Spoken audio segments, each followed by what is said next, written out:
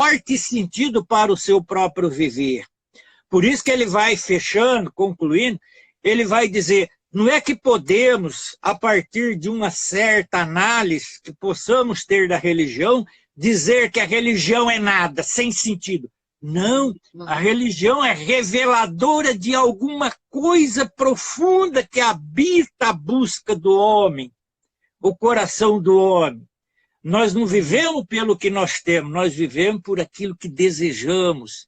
Deus é o nome dos nossos desejos, da nossa esperança.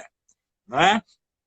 Então, penso que seja um pouco por aí, não sei se eu respondi adequado, mas é isso. Só, ele me lembra também um filósofo chamado Xavier Zubiri, que eu tenho estudado, que o Rubem não conheceu.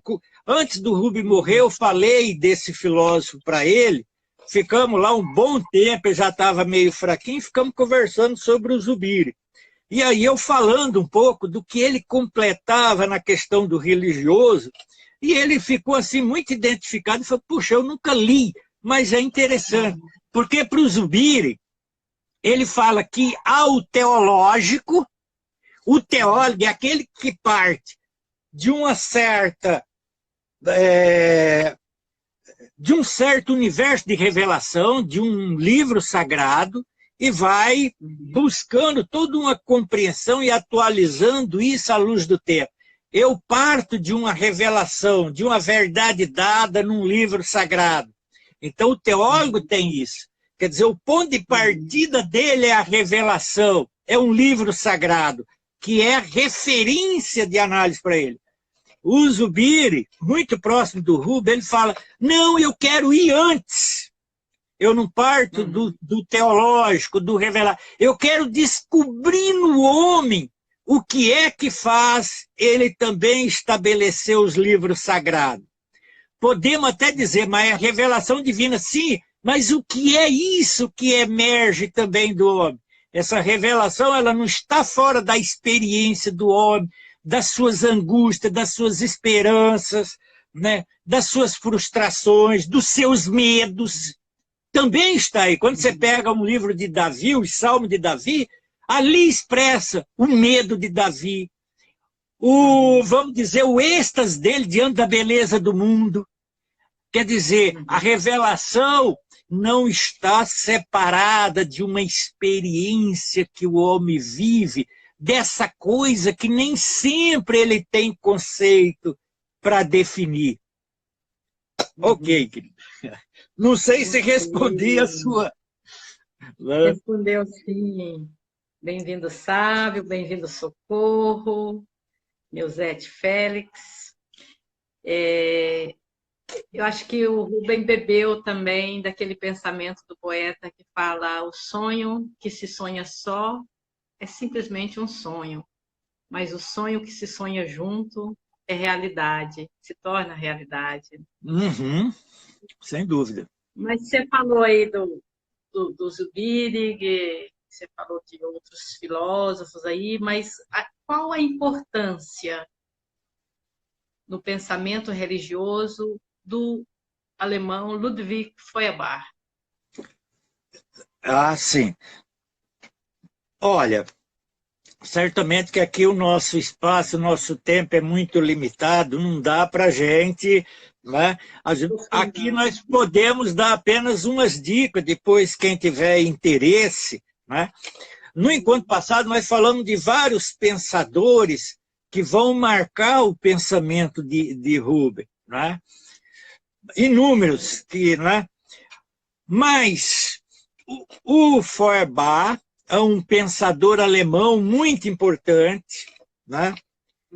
O Rubem tinha divergências em relação a ele, mas também dialogou com esse pensador. Né? Certamente que muitas vezes, se há uma reserva em relação a Feuerbach, porque do ponto de vista filosófico, penso eu, que foi um dos primeiros pensadores a pensar com maior profundidade o que é o religioso. né? O que é o religioso? Ele não tinha uma preocupação em criticar o religioso, mas tentar compreender o que é que faz o homem, né?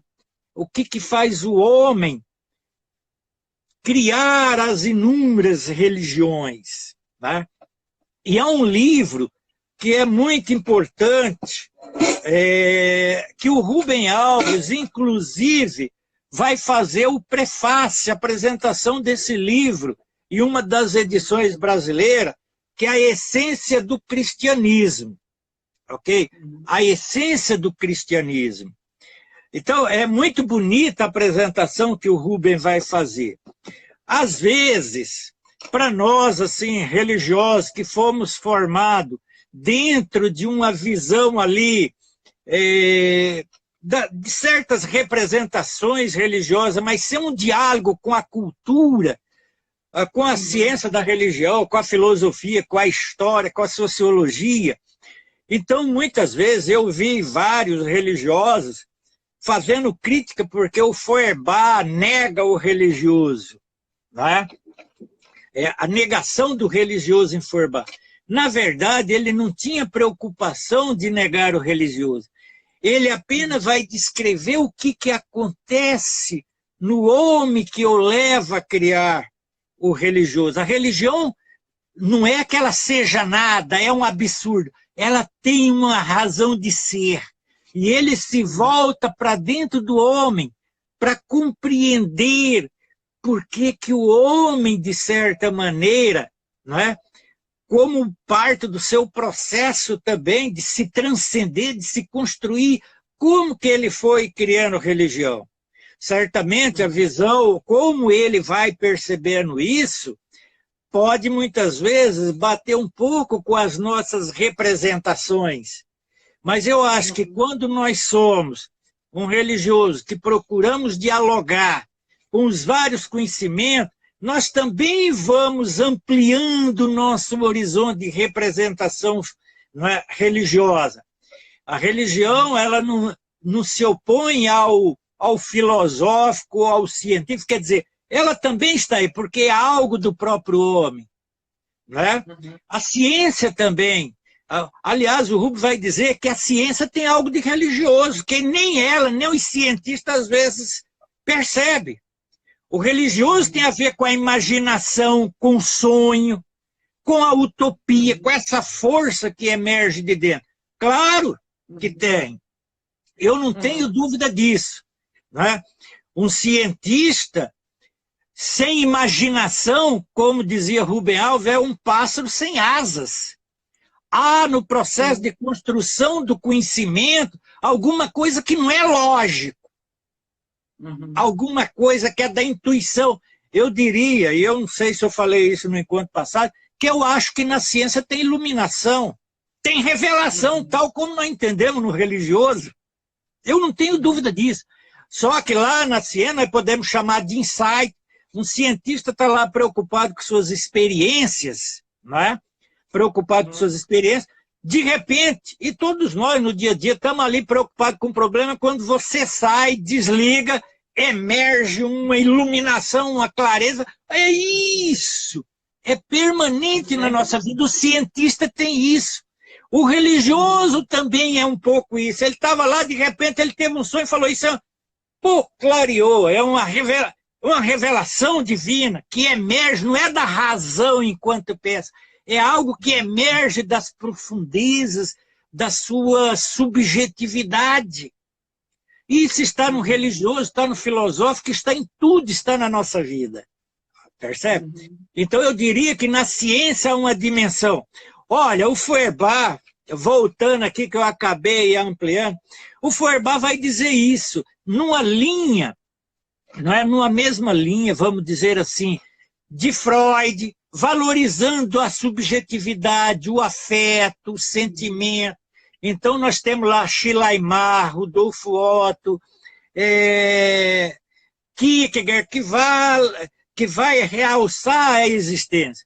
O Feuerbach fala, olha, você sabe de uma coisa? Para ele, não é para o Feuerbach, o homem fala de Deus. O que é Deus para o homem?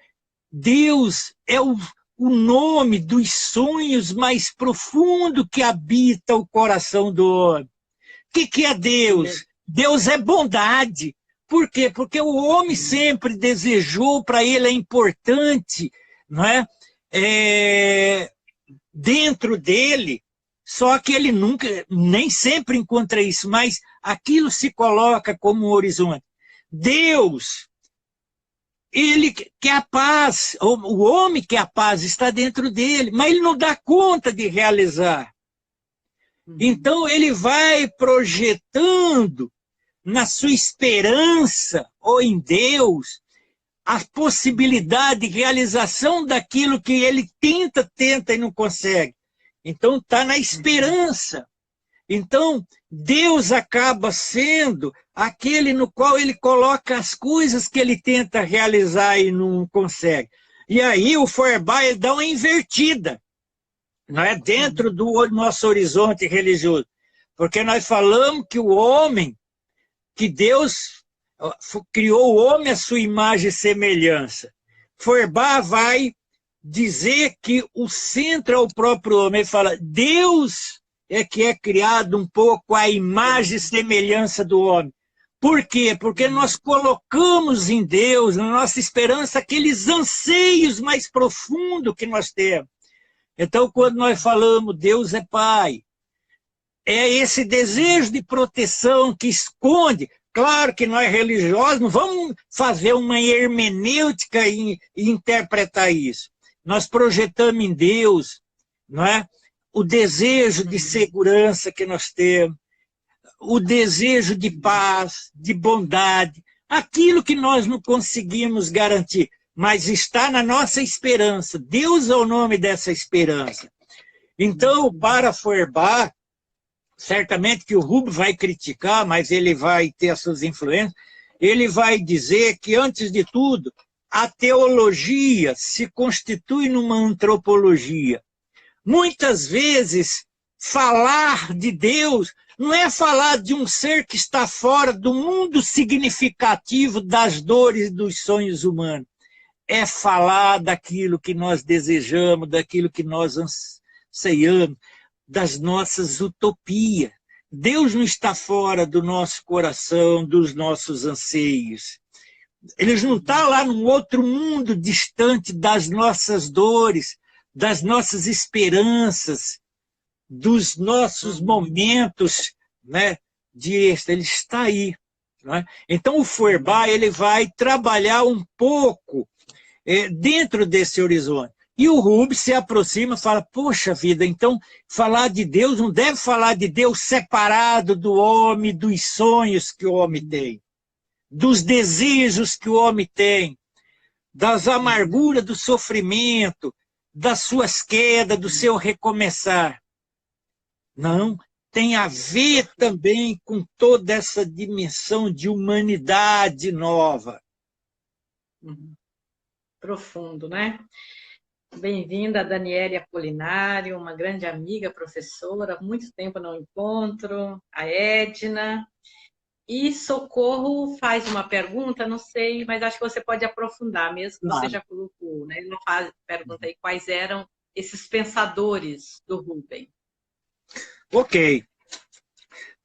Eu não sei aí, só para o tempo está dentro aí, falta quanto? Você está contando? Está dentro, tá.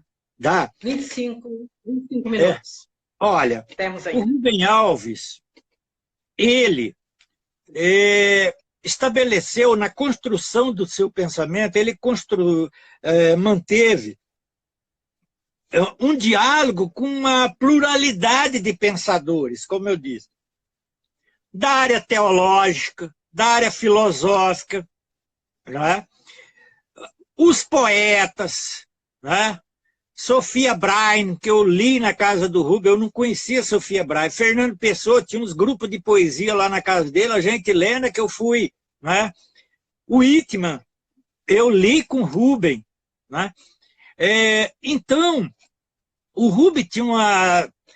Então, dentro do campo teológico, né, da tradição protestante, tem um grupo imenso que muitas vezes nós, de uma formação católica, Só muito recentemente nós estamos tendo texto com esses teólogos que ele já lia no tempo de juventude dele.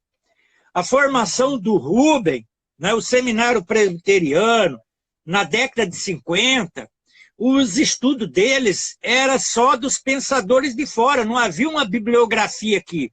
Por isso que eles estudavam idioma, né, o inglês, o alemão, porque o curso dele, e eles leram aqueles teólogos, Rudolf Bultmann, né, Bonhoeffer, né, e os teólogos que naquele momento era importante. Richard Shaw, que foi o professor dele, um americano teólogo protestante que vai desenvolver aquilo que na década de 50 chamou Teologia da Revolução, foi um dos grandes mestres de Rubem Alves. Né? Moltmann, né?